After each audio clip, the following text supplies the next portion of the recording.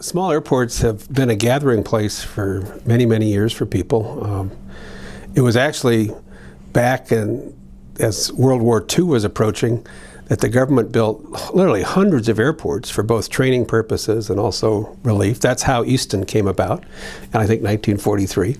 But then after the war, they became places where people learned to fly, communities gathered. Pretty soon it brought economic activity to towns and cities.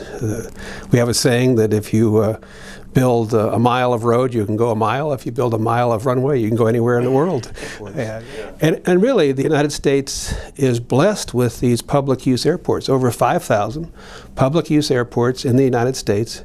And then private strips, I think takes a total of about 18,000 actually. And there's private strips on these farms around here, and it's farmers use them, and oftentimes they'll allow those of us who would fly light aircraft to land on their property and do training. But we do have airports that are, they're available for public use, kind of fall by the wayside. Typically what happens is they lose community support.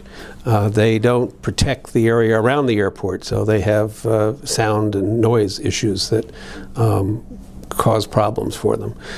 They don't really become part of the community. They're more isolated. And many times, and we studied this at AOPA, there's a series of factors like they're not paying their own way, they're costing the city more, fewer people are using the airport, and pretty soon every community with the needs they have today says, well, wait a minute, we're spending a lot of money to support this local airport. What are we getting in return? And when they start asking that question, you're going to be in trouble. So some do close. My observation has been that airports really can and often, many times, do benefit the local community. First of all, they bring people into the community from really anywhere in the world, but here we sit in Easton, gateway to the Eastern Shore, and this is a place that people come and from here go to many places to shop, to eat, to live, whatever. You have communities in areas that actually grow their airport with industrial activities surrounding the airport. Businesses come in. So if that's what you want to do, if that's the direction the community wants to go, that's possible. I guess the other part of it is that we have a pilot shortage in this country.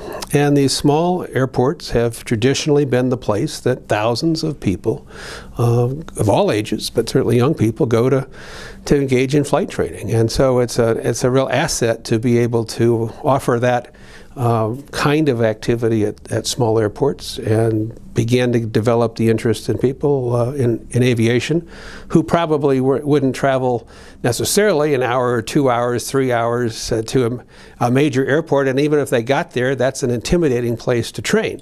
Yeah. So a smaller community airport is a much friendlier place to train. This country has done a lot to maintain its airports. They're a national asset.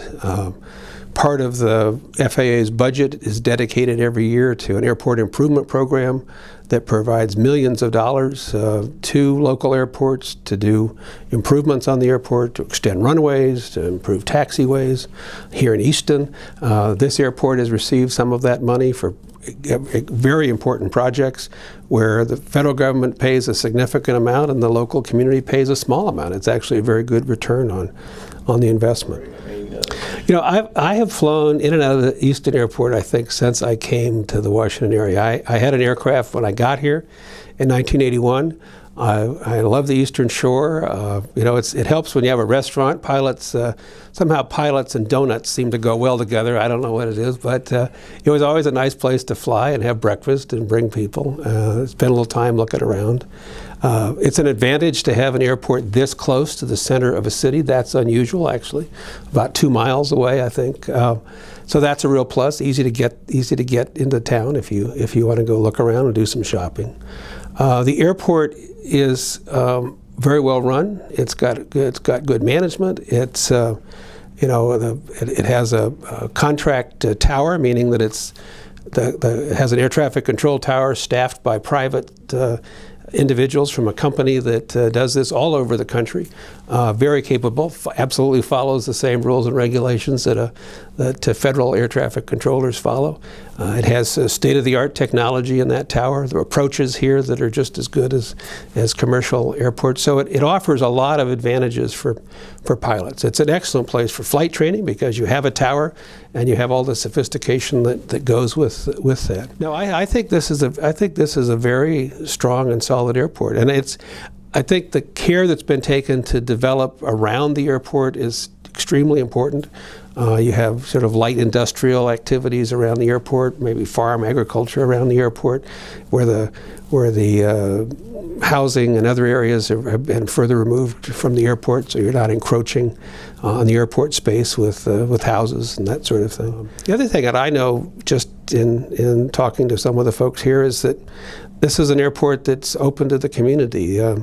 Schools bring kids here for tours. The Benedictine School, I understand, visits here, which is a wonderful program for young people with special needs. And so you have a kind of like the Easton itself. You have a airport community that's welcoming and enjoys having people. And